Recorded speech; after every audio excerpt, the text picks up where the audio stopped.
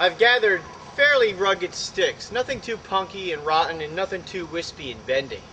We're going to start placing these ribs along the ridgepole using this outline. I've put some logs down here so that you can see the rough outline that we've already established with the sticks in the ground. And we're going to put the base of our ribs on that outline and lean the tops of them so that they're just poking up above this ridgepole.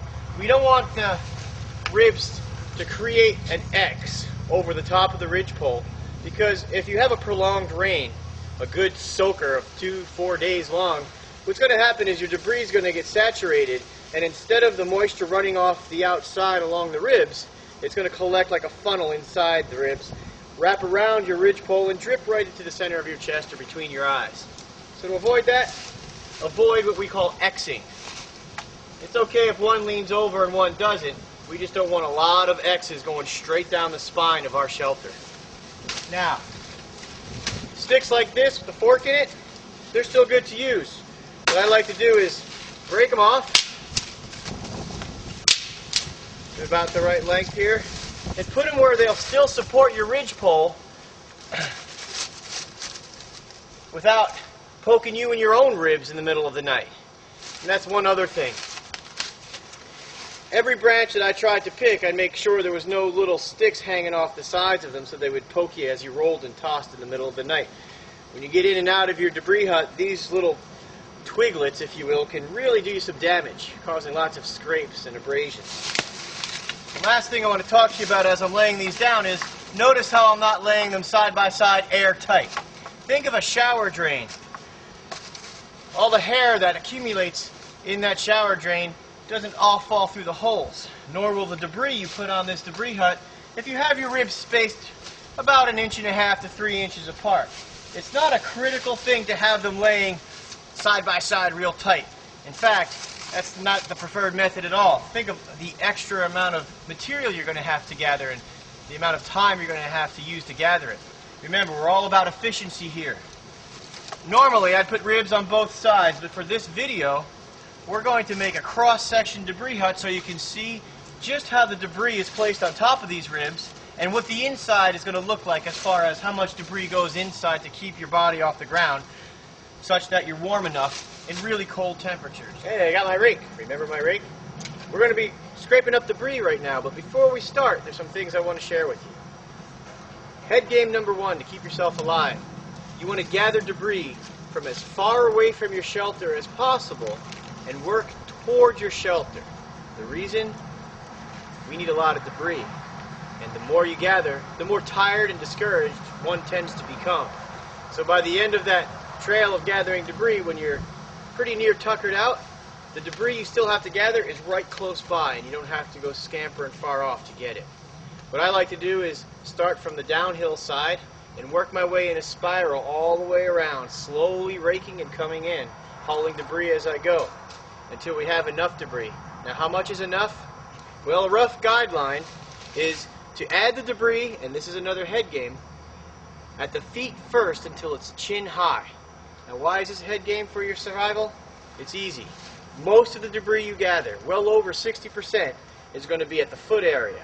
Chin high, keeping it chin high all the way to the head.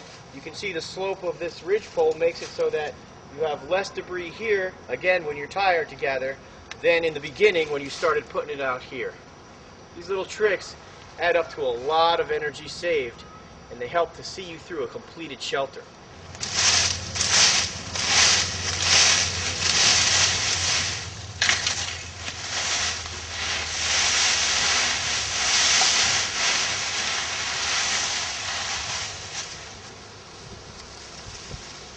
So, the debris's been added to a certain point. Remember, we want to go chin high.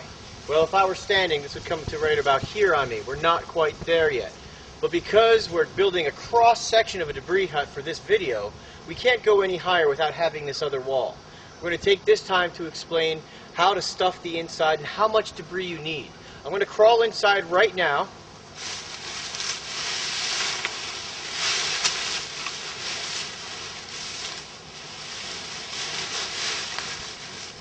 Good, everything seems to be working out. And I want you to picture my body elevated 6 inches off the forest floor.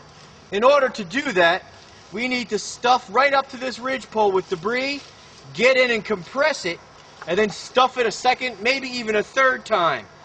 Now, this will bring us closer to the ceiling, which is why we had 1.5 inches to 2 inches of clearance at our feet.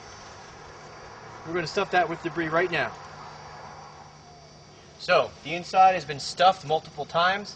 Get inside, wiggle around, let it compress. Do that 2-3 times. We're on our 3rd time around.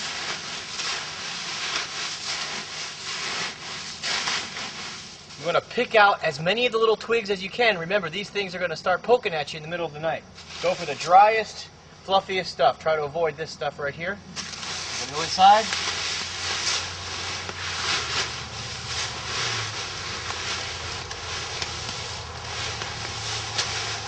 Just as a point of reference, as I'm getting in here, you can see this space. You don't want anything larger than this. This is kind of on the border of too roomy. Think about that the next time you see depictions of debris huts in other places. Voluminous garages made of leaves aren't going to keep you warm. Mummy bag, sleeping bag size is what you're going for.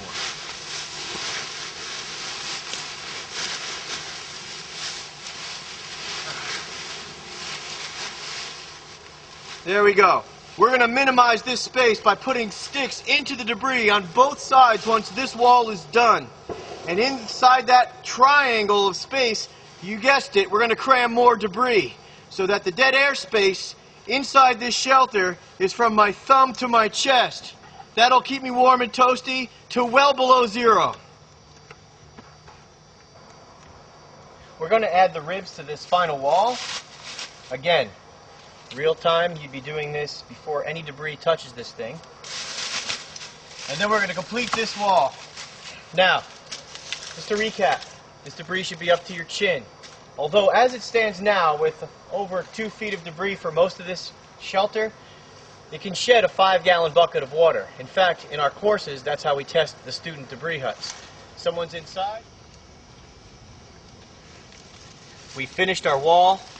Our debris has elevated our body 6 to 8 inches off the forest floor, and we're lowering our ceiling to minimize dead air space by putting rafters, if you will, across that triangle of emptiness.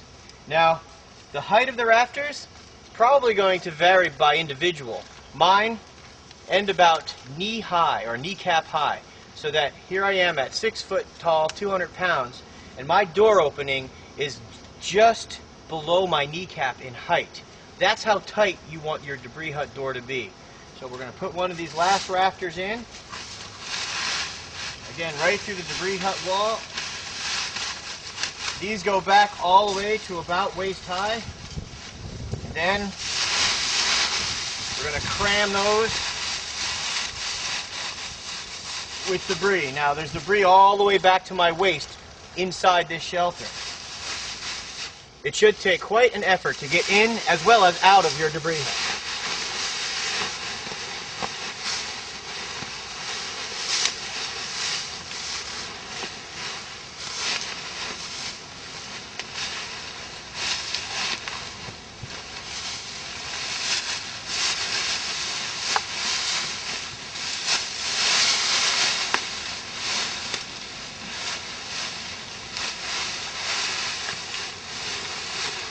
Now here's a discovery of something that must have been made by one of those cable television survival instructors. Notice how huge and voluminous the door opening is. This is not a survival shelter. This is an Aboriginal carport. Now, unless you have a British accent, like to suck the moisture out of elephant dung, or play your harmonica on the frozen lake inside your aluminum aircraft and then wonder why you're cold the next morning, you would write this shelter off as useless immediately. Remember the concepts. You want your body off of the ground. You want the escaping heat from your body to stay around you, not escape out a voluminous door opening. And you want your debris to be large enough to retain that body heat and shed the wind and the rain.